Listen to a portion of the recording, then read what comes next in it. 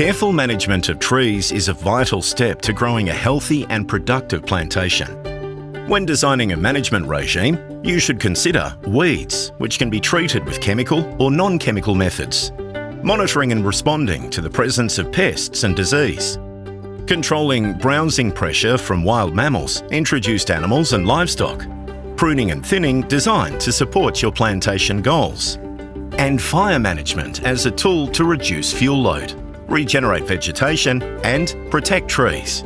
Every plantation has different needs, so it's important to check your trees regularly to identify threats and plan your response. Many landholders hire a forester to help plan and carry out their tree management regimes, particularly when using chemicals or fire.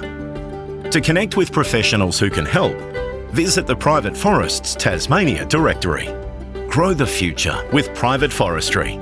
Find information, resources and links to support on our website or call us today